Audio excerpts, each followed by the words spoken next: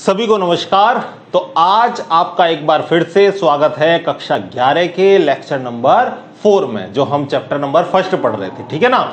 अगले लेक्चर में मैंने आपको छोड़ा था कि आप मुझे बताओगे कि तापमान की चौथी इकाई कौन सी है। ठीक है, तो आपने सबने खोज लिया होगा, इंटरनेट से खोज कर रख लिया होगा, मैं ये मान के चलता हूं। ठीक है, जिस बच्चे ने नहीं खोजा या वो नहीं देख पाया कि कौन सी चौथी इकाई है, मैं यहां पर बताता हूं। देखो, तापमान, जो ऐसा यूनिट हमने तापमान की ली थी वो क्या ली थी भाई? केल्विन ली थी। अब जो तापमान है उसको 4 इकाइयों में मापा जाता है। ठीक है ना। तापमान को हम किस में नाप सकते हैं भाई? पहला हम नाप सकते हैं डिग्री सेल्सियस में। किस में नाप सकते हैं? Degree Celsius. दूसरा हम नाप सकते हैं इसको केल्विन में। किस में नाप सकते हैं? केल्विन में। केल्विन को किससे व्यक्त करते हैं? के से। तीसरा हम नाप सकते हैं डिग्री फ़ारेनहाइट में। Degree Fahrenheit. ठीक है। चौथा देखो, चौथा हम इसको नाप सकते हैं रेनकाइन में। किसमें? रेनकाइन में।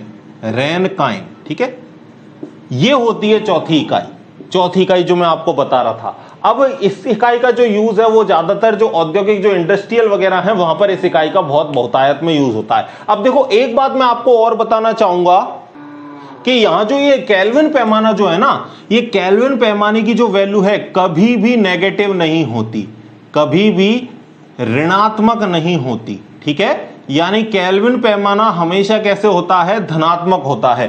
केल्विन पैमाना कभी भी ऋणात्मक नहीं आता। यानी हम ऐसे नहीं कह सकते -100 केल्विन टेम्परेचर होगा, -200 केल्विन ताप होगा। समझ गए?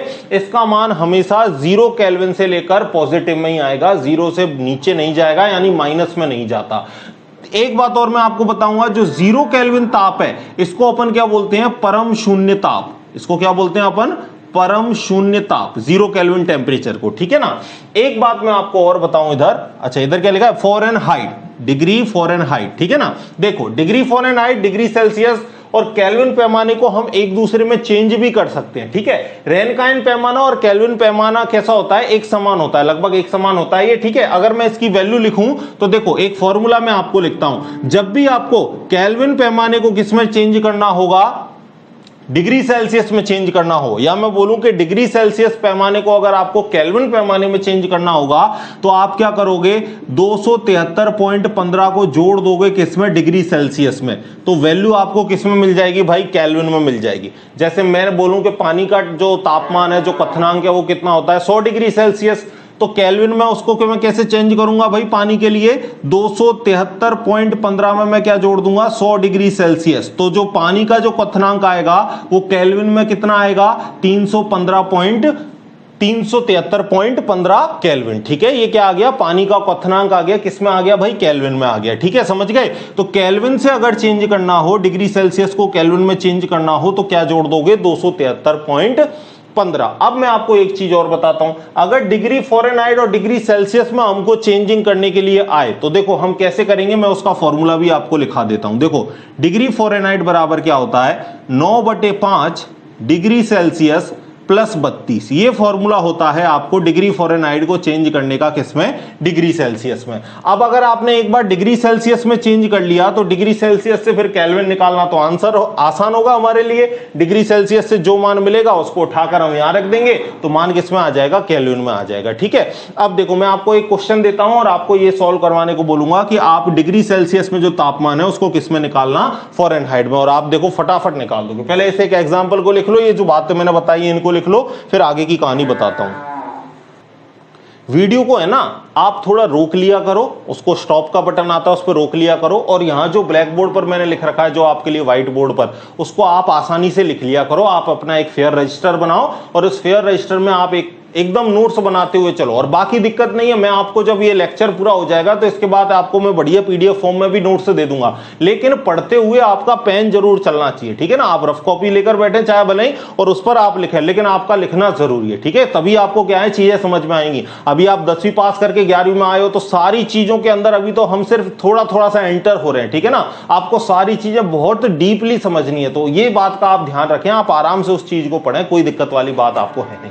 लिख लिया भाई आपने ये। अब देखो मैं आपको एक क्वेश्चन दे रहा हूं और उस क्वेश्चन को आप करोगे। क्या कह रहा हूं भाई मैं? क्वेश्चन देखो, क्वेश्चन है हमारा कि 25 डिग्री सेल्सियस को, 25 डिग्री सेल्सियस ताप को डिग्री फ़ारेनहाइट में बदलिए। डिग्री फ़ारेनहाइट में बदलिए। ठीक है, जो ये टेम्परेचर है 25 डिग्री सेल्सियस, इसको किस में बदलना है? डिग्री फ़ारेनहाइट में। तो हमारे पास फॉर्मूला ये दे ही रखा है, हम डिग्री सेल्सियस की जगह क्या रख देंगे भाई? 25, और हमारा आंसर आ जाएगा। देखो डिग्री फ़ारेनहाइट बराबर 9/5, और डिग्री सेल्सियस हमको कितना दे रखा है? 25, तो इसकी जगह रख दो 25, प्लस में क्या कर दो 32। तो 5 से ये 25 कितनी बार गया? 5 बार। 9 पंजे क्या हो गया भाई? 45, और 45 के आगे क्या जोड़ दिया? 32।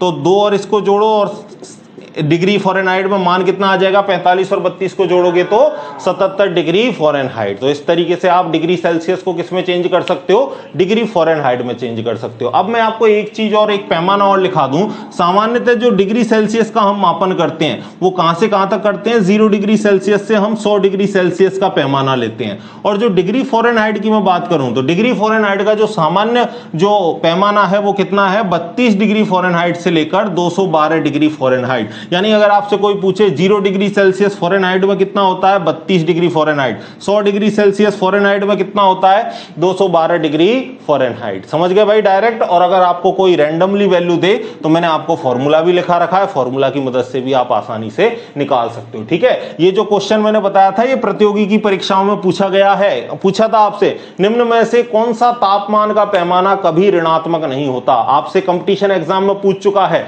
तो आपको पता है मैंने तापमान के पैमाने कितने लिखाए थे? 4। और आज इसी तरीके से आपको ऑप्शन दे रखा था, ए में दे रखा था डिग्री सेल्सियस, बी में दे रखा था केल्विन, सी में दे रखा था आपको क्या? रैनकाइन, और डी में दे रखा था आपको डिग्री फ़ारेनहाइट। अब हुआ क्या, ये 3 पैमाने तो लगभग सबने पढ़ रखे होते हैं। ये जो रैनकाइन वाला पैमाना ये किसी ने पढ़ा नहीं होता है, तो जनरली लोग बच्चे इसी को टिक करते हैं, आर को, कि सर आर तो क्या है, अलग सा ही आ गया, ये तो तापमान की इकाई नहीं। अरे भाई होती है तापमान की इकाई, जो औद्योगिक इकाइयां हैं वहां पर रैनकाइन ही यूज में ली जाती है। ठीक है, तो जो पैमाना कभी ऋणात्मक नहीं होता वो कौन सा होता है? केल्विन पैमाना होता है। तो आप इस चीज को याद रखोगे। ठीक है, तो ये न्यूमेरिकल लिखो। फिर इसके बाद में मैं आपको बहुत इंपॉर्टेंट टॉपिक सार्थक अंक बताऊंगा भाई, कंपटीशन एग्जाम में वहां से क्वेश्चन पूछता है। बड़ा टॉपिक इंटरेस्टिंग है और सिंपल भी है, कोई ऐसी डिफिकल्ट वाली बात नहीं है। पहले इसको लिखो, फिर उस टॉपिक के बारे में चर्चा करते हैं। लिखो भाई, इसको लिख लिया। चलिए भाई आगे की बात करते हैं। अगली आप हेडिंग डालोगे अपनी नोटबुक में, सार्थक अंक। सार्थक यानी जिसका कुछ अर्थ निकले उसे हम क्या कहेंगे? उसे हम कहेंगे सार्थक अंक। तो अगली हेडिंग लगाओगे आप, अगली हेडिंग लगाओ भाई। देखो नेक्स्ट हेडिंग, सार्थक अंक। सार्थक अंक, ठीक है। इंग्लिश में इसको क्या बोलते हैं? Significant figure. क्या बोलते हैं बच्चों इसको? Significant figures. तो सार्थक अंक की परिभाषा क्या है? नाम में ही इसका छुपा है कि अर्थपूर्ण अंक ही क्या कहलाते हैं? सार्थक अंक। देखो जब हम क्या करते हैं, काफी चीजों का जब हम मापन करते हैं ना, तो मापन में हमको क्या है, कुछ ना कुछ गणना मिलेगी, कुछ ना कुछ मान मिलेंगे।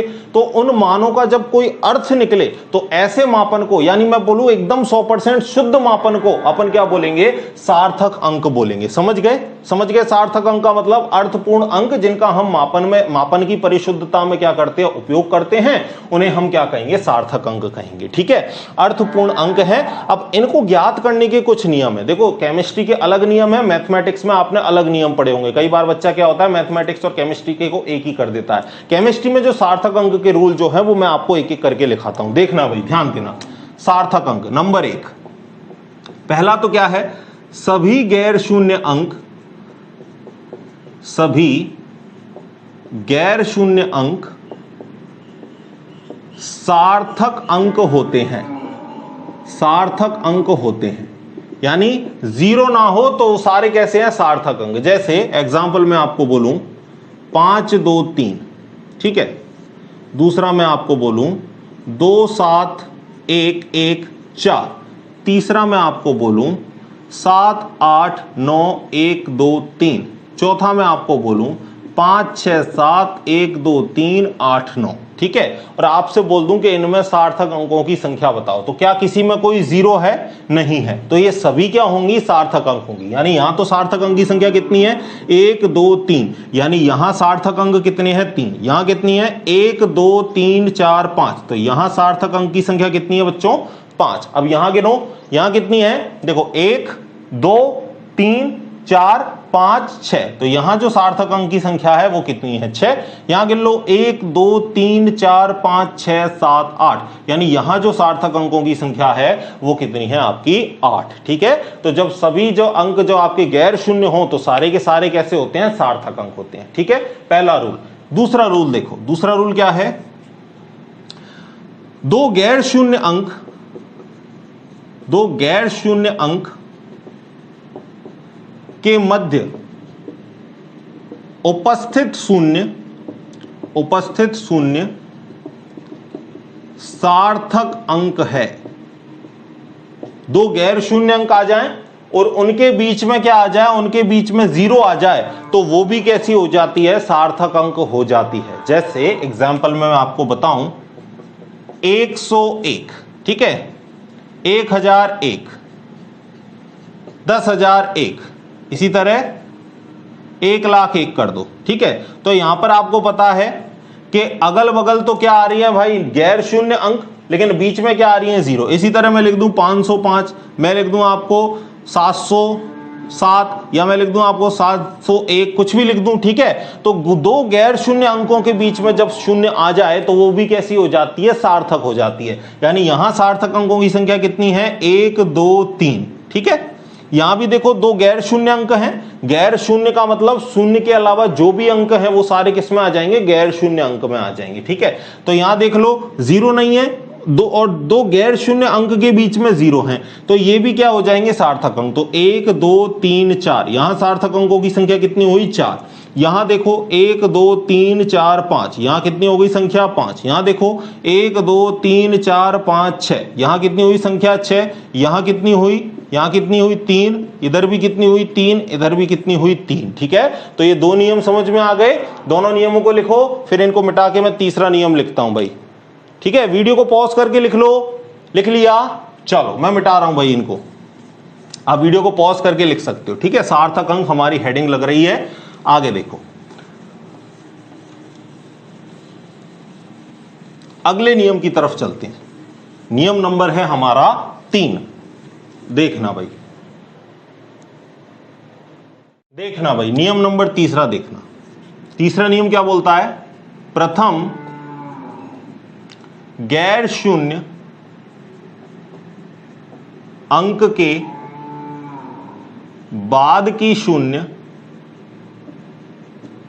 सार्थक अंक नहीं होती, सार्थक अंक नहीं होती। ठीक है ना, पहले आपने क्या लेना है, गैर शून्य अंक, और गैर शून्य अंक के बाद जितनी भी 0 आएंगी वो आपकी सार्थक अंक नहीं होंगी। देखना, एग्जाम्पल को ध्यान से समझना भाई, इससे आगे आपके अच्छे अच्छे एग्जाम्पल आने वाले हैं। ठीक है, तो ध्यान देना थोड़ा। यहां मैं लिख रहा हूं आपको 100, यहां मैंने आपको लिखा 10, चलो यहां ऊपर 10 लिखता हूं, नीचे 100।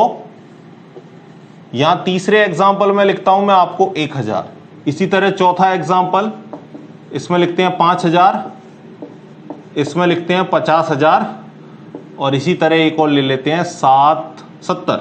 ठीक है, आपको हर एक में क्या बताना है, सार्थक अंकों की संख्या बतानी है। तो मैंने क्या बोला, प्रथम में क्या होना चाहिए, गैर शून्य अंक, उसके बाद जितनी भी 0 है वो सार्थक अंक हमारी नहीं है। तो हमारा सार्थक अंक केवल क्या है, पहले वाला, इसके बाद की 0, इसके बाद की 0 हमारी सार्थक अंक नहीं है। तो यहां सार्थक अंक की संख्या केवल और केवल कितनी है, 1। इसी तरह हमको इन 0 से मतलब नहीं है, इन 0 से मतलब नहीं है, हमारा सार्थक अंक कितना है, यहां भी 1, यहां भी कितना है भाई, ये 3 0 सार्थक अंक नहीं है, हमारा सार्थक अंक कितना है, 1। ये 0 सार्थक अंक कब होंगी ये मैं आपको अगले रूल में बताऊंगा। ठीक है, यहां भी देखो ये कॉमा लगा है भाई, याद देना, कॉमा और दशमलव में ध्यान रखना, थोड़ा सा आपको चक्कर में ला सकता है। कॉमा और दशमलव का बहुत बड़ा ये रोल है दशमलव का सार्थक अंक में, इसलिए याद रखना थोड़ा। ठीक है, यहां कॉमा है, ये दशमलव नहीं है, तो यहां गैर शून्य अंक केवल और केवल कितना है, 1 है। मैं यहां बोल दूं 770। ठीक है, तो 770 में आपको दिख रहा है कि ये दो तो गैर शून्य अंक है, इनके बाद की 0 सार्थक अंक नहीं होगी,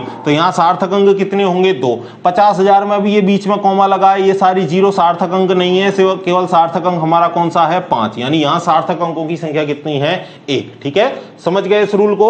अगला रूल देखो और मैं बताता हूं आपको कि 0 कब सार्थक अंक होंगी। अगला नियम देखो भाई, अगला नियम बहुत इंपॉर्टेंट है, अगला नियम देखना भाई। ठीक है, ध्यान देना, मैं पहले जो नियम लिख रहा हूं उस पर, फिर हम इसके एग्जांपल से इसको समझेंगे। देखना भाई, यदि प्रथम 0 हो, फिर दशमलव हो, तो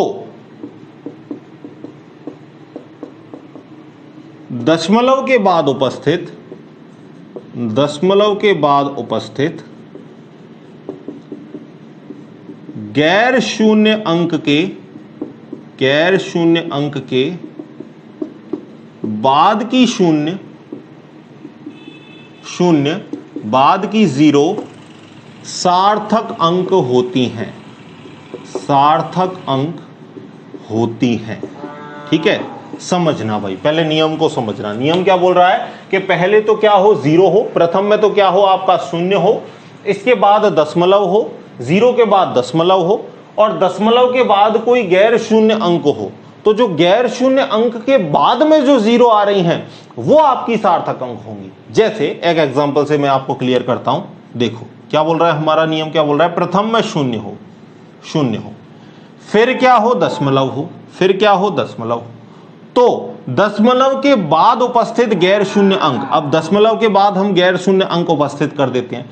अब इसके जो बाद वाली 0 हैं ये कैसी होंगी, सार्थक अंक होंगी। ठीक है, दशमलव के बाद जो गैर शून्य अंक हैं तो गैर शून्य अंक के बाद की शून्य कैसी होंगी, सार्थक अंक होंगी। यानी इससे पहले वाली जो 0 है वो तो सार्थक अंक नहीं होगी, लेकिन इसके बाद वाली जो ये 0 दे रखी है ये सार्थक अंक आपकी होंगी। यही हमारा नियम कहता है। तो ये तो गैर शून्य अंक है भाई, ये तो सार्थक होगा ही होगा, साथ में गैर शून्य अंक के बाद वाली जो 0 है वो भी सार्थक अंक होंगी। यानी यहां सार्थक अंकों की संख्या कितनी है, 3 है। ठीक है, समझ गए इस नियम को। और एग्जांपल देता हूं, देखो बताना मुझे। मैं बोल रहा हूं आपसे 0.0030, और मैं आपको एग्जांपल देता हूं। इधर देखो, इसको 1, इसको 2, तीसरा एग्जांपल देखो, तीसरा एग्जांपल देखना भाई। ठीक है, 0.05670। ठीक है, चौथा एग्जांपल देखो 0.0001।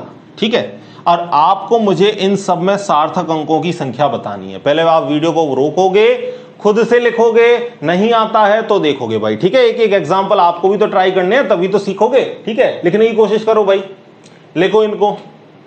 वीडियो को रोक लो आप, मैं बता रहा हूं, आप वीडियो को पॉज कर लो फिर ऑन करना। ठीक है, देखो अब इसमें देखो मैंने क्या बोला, गैर शून्य अंक के बाद वाली 0 सार्थक अंक होंगी, पहले वाली नहीं। ये पहले वाली 0 तो सार्थक अंक नहीं है, ये बाद वाली 0 सार्थक अंक होगी। तो सार्थक अंकों की संख्या कितनी हुई, 1 और 1 2, यानी यहां सार्थक अंकों की संख्या कितनी है, 2। अगला देखो, ये पहले वाली 0 सार्थक अंक नहीं होंगी, ये बाद वाली जो 0 है ये सार्थक अंक हो जाएगी। तो 1 2 3 4, यहां सार्थक अंकों की संख्या कितनी है, 4। ठीक है, अगला देखो, ये पहले गैर शून्य अंक से पहले जितने भी 0 हैं वो सार्थक अंक आपकी नहीं होगी। अगर इसके बाद 0 उपस्थित होती तो वो हमारी सार्थक अंक हो जाती। अब ये तो गैर शून्य अंक हैं और हमें पता है पहले ही नियम से समस्त गैर शून्य अंक सार्थक अंक होते हैं। तो ये हमारे सार्थक अंकों की संख्या यहां कितनी होगी, 1 होगी। ठीक है, लिख लो इसको, फिर हम बात करते हैं 5वें नियम की। लिखो भाई फटाफट, लिख लिया।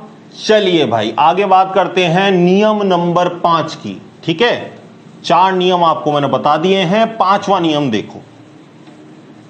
5वां नियम क्या बोलता है आपका, कि अगर आपके पास गैर शून्य अंक है तो गैर शून्य अंक के बाद की जितनी भी 0 है वो आपकी क्या होंगी, सार्थक अंक होंगी। ठीक है, 5वां नियम देखना भाई। 5वां नियम क्या बोलता है, गैर शून्य अंक के बाद दशमलव हो, गैर शून्य अंक के बाद दशमलव हो, तो गैर शून्य अंक के बाद की समस्त शून्य यानी सारी 0 सार्थक अंक होंगी। ठीक है, सारी 0 कैसी होंगी, आपकी सार्थक अंक होंगी। ठीक है, एग्जांपल देता हूं भाई। ठीक है, देख रहा मैंने दे दिया 1.00। ठीक है, तो वही आ गया कि गैर शून्य अंक के बाद क्या हो, दशमलव हो। ये रहा गैर शून्य अंक, इसके बाद ये रहा दशमलव।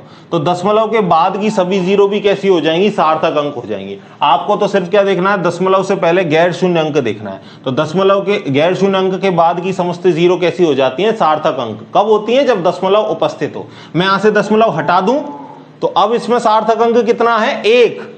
पहले नियम बता दिया ना मैंने आपको। लेकिन अगर इसमें दशमलव आ जाए तो दशमलव आ जाने से क्या हो जाता है कि जो बाद की सारी जीरो है वो भी कैसी हो जाएंगी, सार्थक अंक हो जाएंगी। यानी यहां जो सार्थक अंकों की संख्या होगी वो कितनी होगी, 1 2 3। अगर मैं बोलूं कि आपसे अगर मैं बोलूं 1 0 0 0 पॉइंट, अब इसमें मुझे बताओ सार्थक अंकों की संख्या कितनी है। तो मैंने आपको क्या बताया कि जब दशमलव आ जाए और दशमलव से पहले क्या हो, गैर शून्य अंक, दशमलव से पहले क्या हो, गैर शून्य अंक, तो सारी जीरो कैसी होती हैं, सार्थक अंक। यानी यहां जो सार्थक अंकों की संख्या है वो कितनी होगी, 1 2 3। अगर मैं आपसे बोल दूं 100 और इसके बाद में लगाऊं 0.000, अब मुझे बताओ कितनी सार्थक संख्या है। तो आपको तो पता है कि दशमलव से पहले क्या हो, गैर शून्य अंक, दशमलव से पहले गैर शून्य अंक हो, तो दशमलव से पहले जब गैर शून्य अंक हैं तो इसके बाद की सारी जीरो कैसी हो जाती हैं, सार्थक अंक हो जाती हैं। यानी यहां सार्थक अंकों की संख्या 1 2 3 4 5 6, यहां सार्थक अंकों की संख्या कितनी होगी, 6 होगी। तो इसी तरीके से आप बहुत सारे एग्जाम्पल कर सकते हो भाई, कोई दिक्कत वाली बात नहीं है। आप कोई भी कितने भी एग्जाम्पल ले लो, ठीक है, 5 0 0, कितने भी एग्जाम्पल ले लो। यहां कितना हो गया, 1 2 3 4 5 6 7, यहां सार्थक अंकों की संख्या 7। यहां एक पॉइंट आ गया, 1 2 3 4, तो यहां हो गया ये सार्थक अंकों की संख्या 4। ठीक है, नियम समझ में आ गया। अगला नियम देखो, अगला नियम नंबर है आपका 6। देखना भाई, और एग्जाम्पल दूं क्या, देखो और एग्जाम्पल देख लो, 100.0700, इसमें बताओ आपको तो देखना है दशमलव, और दशमलव से पहले आपको मिल गया गैर शून्य अंक। तो दशमलव से पहले जब गैर शून्य अंक मिल जाए तो बाद की कितनी भी जीरो हो सभी कैसी हैं, सार्थक अंक। तो यहां सार्थक अंकों की संख्या 1 2 3 4 5 6 7, यहां सार्थक अंकों की संख्या कितनी हो गई, 7। ठीक है, अगला नियम देखो, अगला नियम देखो, नियम नंबर 6वां। देखना भाई, देखना, चाहे 10 की पावर प्लस हो या 10 की पावर माइनस हो, ठीक है, इन्हें छोड़कर सार्थक अंक की गणना करनी है। क्या बोला मैंने, चाहे 10 की पावर में कितना भी प्लस हो या 10 की पावर में कितना भी माइनस हो, आप इनको छोड़कर सार्थक अंकों को चेक करोगे। ठीक है, फॉर एग्जांपल मैं आपके लिए लिख देता हूं 1000 गुणा 10 की पावर माइनस के 24। तो मुझे मतलब नहीं है 10 की पावर में -24 हो, -10 हो, -20 हो, कुछ भी हो, या प्लस के 24 प्लस के 5 प्लस के 3 कुछ भी हो, इसको छोड़कर सार्थक अंक मुझे चेक करनी है। अब यहां पर आपको पता है कि केवल गैर शून्य अंक दे रखा है, दशमलव तो है नहीं, तो गैर शून्य अंक के बाद की सभी जीरो कैसी होती हैं, सार्थक अंक नहीं होती। कब, जब दशमलव नहीं हो। अगर दशमलव यहां लगा होता तो ये सारी जीरो कैसी होती, सार्थक अंक। तो आपको पता है 1000 में सार्थक अंकों की संख्या कितनी है, 1 है। मैं अगर आपको यहां लिख दूं 1.00 गुणा 10 की पावर प्लस के 2, तो अब आपको पता है कि यहां पर पॉइंट आ चुका है। तो पॉइंट आ जाने के बाद की जीरो कैसी हो जाती है, सार्थक अंक, जब इससे पहले क्या हो, गैर शून्य अंक उपस्थित हो। ठीक है, तो यहां सार्थक अंकों की संख्या कितनी है, 1 2 3। ठीक है, मुझे मतलब नहीं है कि यहां पर 10 की पावर प्लस के 2 है, माइनस की 2 है, क्या है, इसको कोई लेना देना अपन को नहीं है। मैं आपसे बोलूं 0.050 गुणा 10 की पावर माइनस के 23, तो आप मुझे बताओ, इससे तो कोई मतलब नहीं। यहां पर आपको पता है कि दशमलव से पहले क्या दे रखा है, कोई गैर शून्य अंक है क्या, नहीं है। तो गैर शून्य अंक के केवल बाद वाली जीरो कैसी होंगी, सार्थक अंक, ना कि पहले वाली। पहले वाले नियम में बता चुका हूं। तो यहां पर सार्थक अंकों की संख्या कितनी होगी, केवल बाद के जो 2 अंक आपको दे रखे हैं। ठीक है, क्योंकि अगर इससे पहले आपको क्या मिल जाता, कोई गैर शून्य अंक, तो ये सारी जीरो कैसी हो जाती, सार्थक अंक। अगर मैं इसके आगे यहां 1 लिख देता तो ये सारी जीरो कैसी हो जाती, सार्थक। लेकिन आपको पता है कि दशमलव से पहले कोई गैर शून्य अंक नहीं है, तो ये सारी जीरो आपकी सार्थक नहीं होंगी।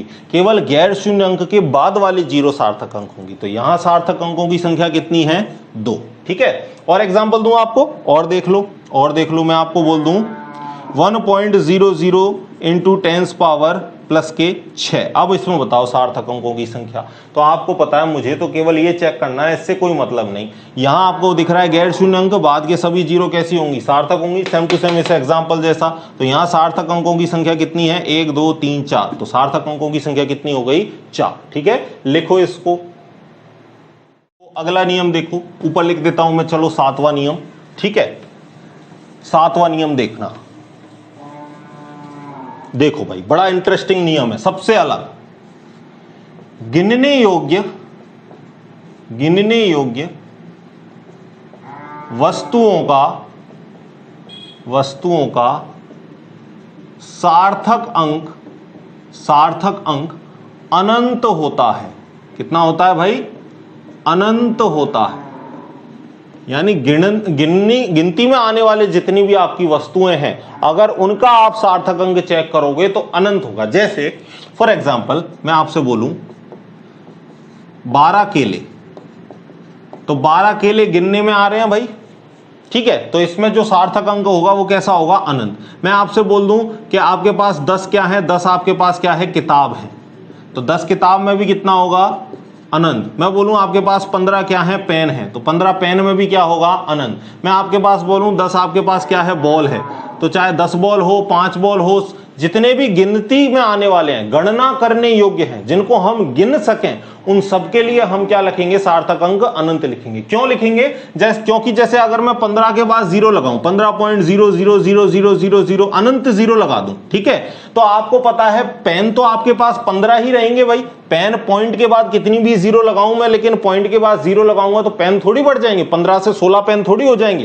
पेन तो मेरे कितने रहेंगे, 15 ही रहेंगे। लेकिन पॉइंट के बाद जितनी 0 आ रही हैं, आपको उसमें पहला नियम ध्यान आ रहा है कि अगर दशमलव से पहले क्या हो, गैर शून्य अंक हो, तो दशमलव के बाद की सभी 0 कैसी होती हैं, सार्थक अंक होती हैं। तो इस वजह से अगर मैं पॉइंट लगा के अनंत 0 लगा दूं, तो अनंत 0 भी मेरी कैसी होंगी, सार्थक अंक होंगी। इस वजह से हमने इसको क्या बोला है कि जितनी भी गणनीय वस्तुएं हैं, उनके बाद आपको सार्थक अंक क्या लगाना है, अनंत लगाना है। लेकिन मैं आपसे बोल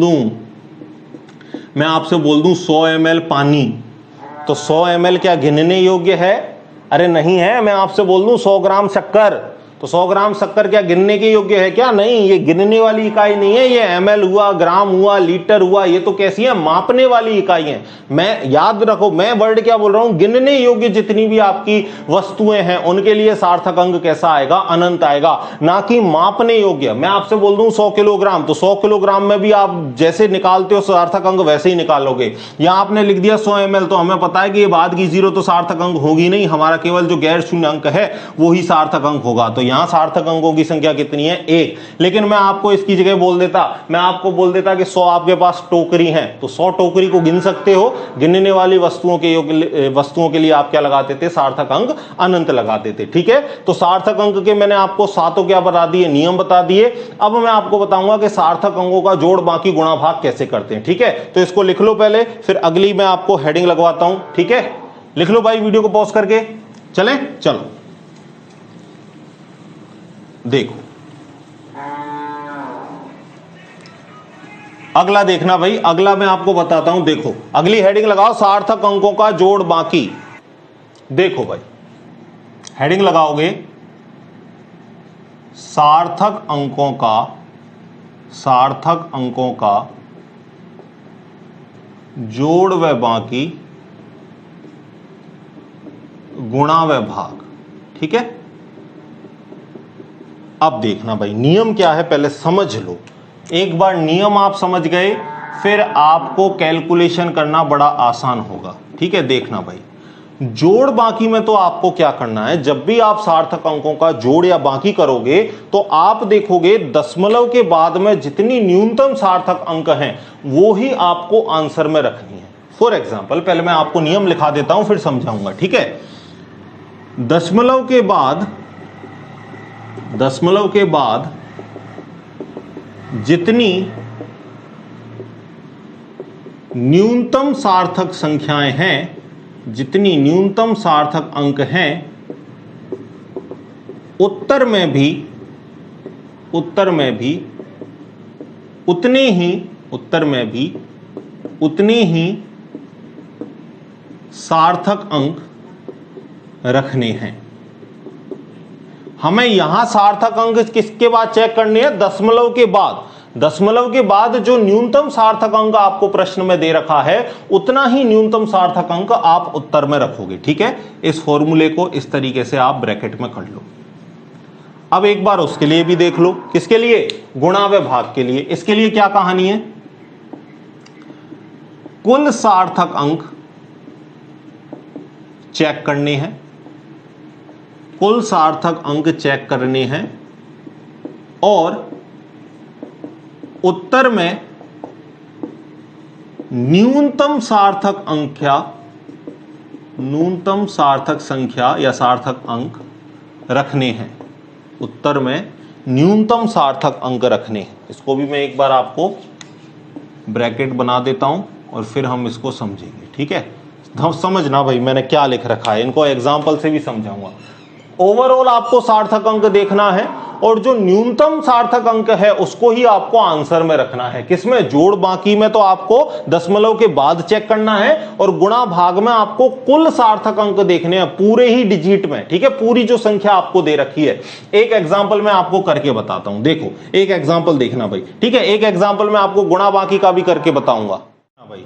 यहां मैं बोल रहा हूं आपसे 0.95, 1.2 और 7.261, इसको आपको क्या करना है? जोड़ना है। ठीक है, मैंने बोल दिया आपको कि ये जो तीन सार्थक संख्याएं मैंने आपको दे रखी हैं इनका योग कीजिए। ठीक है, तो अब हमको रूल के अकॉर्डिंग क्या करना है? दशमलव के बाद चेक करना है न्यूनतम सार्थक अंक किसमें है। तो यहां हम देखें तो दशमलव के बाद देखो कितनी सार्थक अंक आ रहे हैं। पहले वाले में 1 और 1 2, यानी यहां तो सार्थक अंकों की संख्या कितनी है? दशमलव के बाद 2।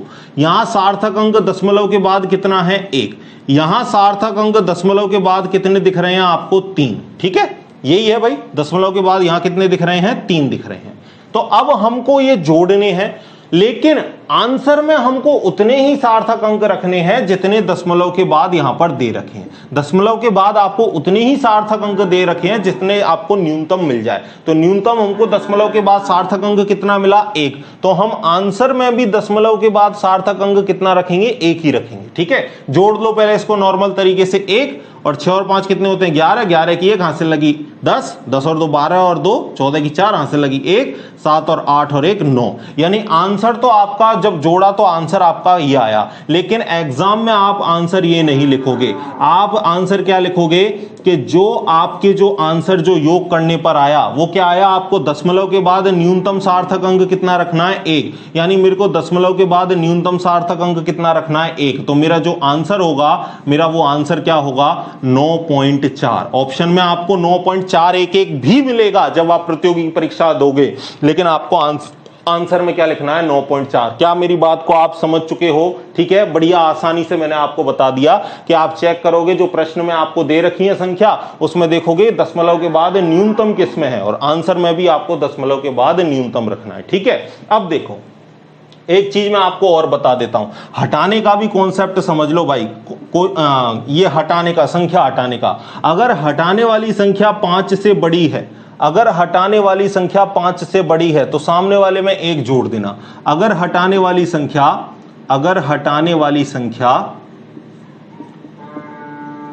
5 से बड़ी है, 5 से बड़ी है तो क्या कर देना? 1 जोड़ देना। जैसे मैं यहां पर बोलता कि 4.1 ना होके यहां पे क्या होता? 4.6 होता। तो आपको पता है मुझे ये 6 1 हटाना है, तो हटाने वाली संख्या 5 से बड़ी है, 6 है ना भाई, 5 से बड़ी है, तो मैं इसको 9.4 ना लिख के क्या लिख देता? 1 जोड़ के 9.5 लिख देता। समझ गए? समझ गए भाई चीज को मेरी को? ठीक है ना। अब देखो, अगर हटाने वाली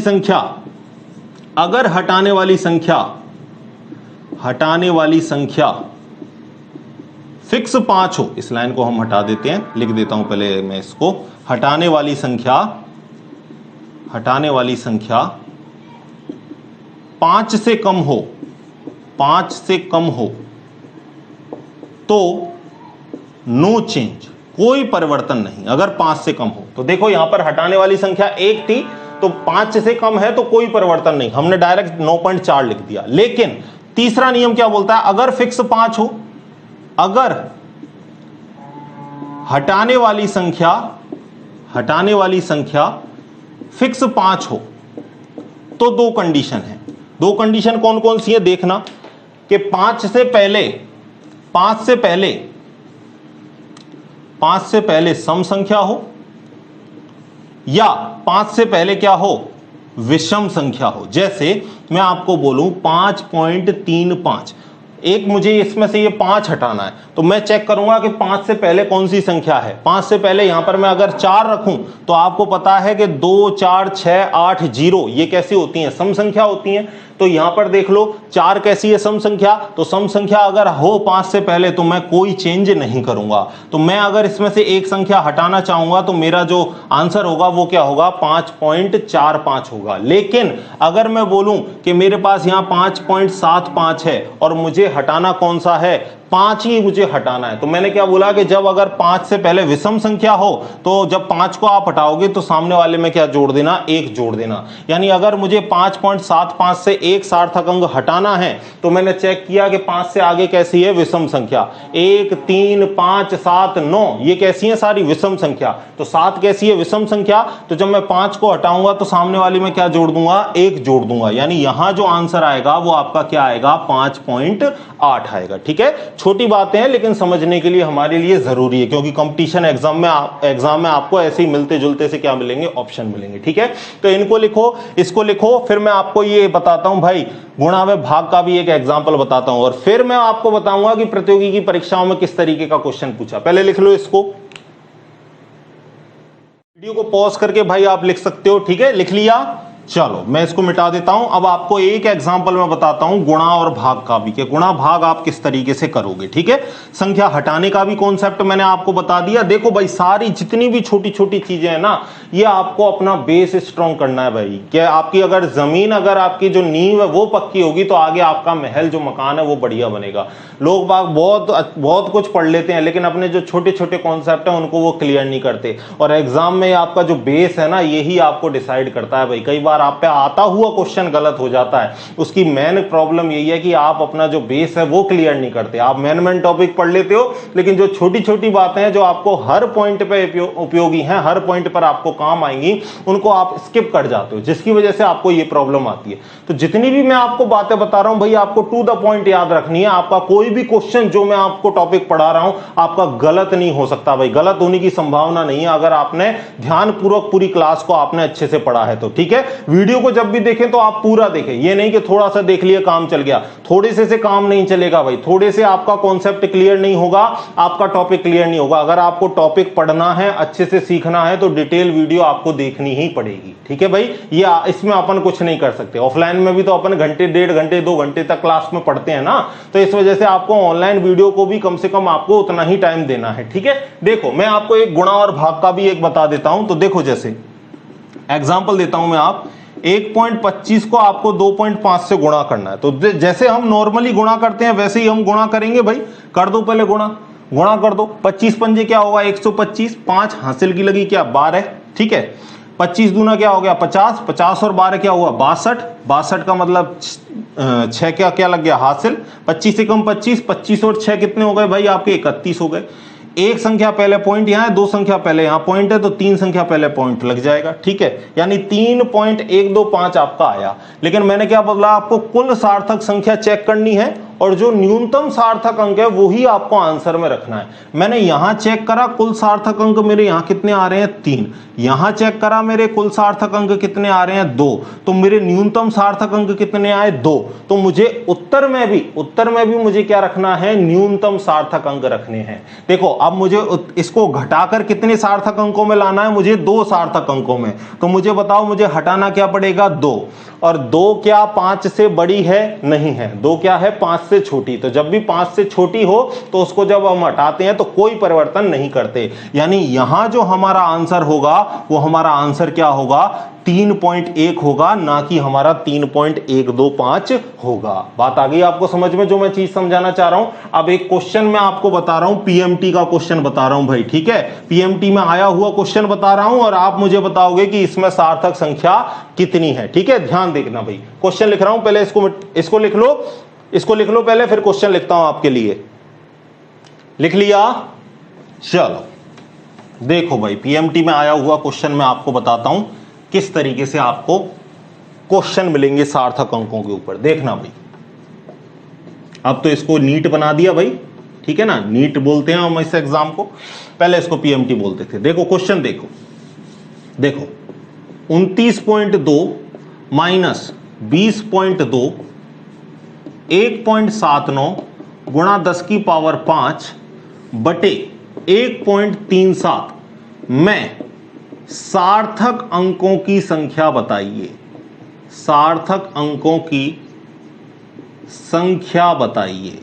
ठीक है, तो देखो पहले आपको सार्थक अंक बताने हैं, और ये क्या दे रखा है आपको, भाग दे रखा है भाई, साफ साफ भाग दिख रहा है, बटे में चीज है तो भाग देना पड़ रहा है।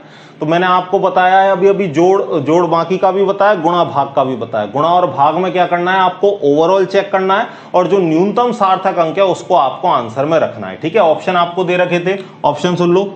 ऑप्शन 1, पहले में 1, दूसरे में 2, चलो ABCD कर देता हूं, कंफ्यूज नहीं होगे। ठीक है, A, B, C और ये D। ठीक है, पहले में आपको 1, दूसरे में 2, तीसरे में 3, चौथे में 4, ये आपको ऑप्शन दे रखे हैं। तो आपको पहले गुणा भाग करना है। गुणा भाग करोगे कैसे, पहले जोड़ बाकी जो है उसको सोल्व करेंगे पहले हम। तो 29.2 में से जो 20.2 गए, तो 29 में से 20 गया जब कितने बचेंगे, 9 बचेंगे भाई।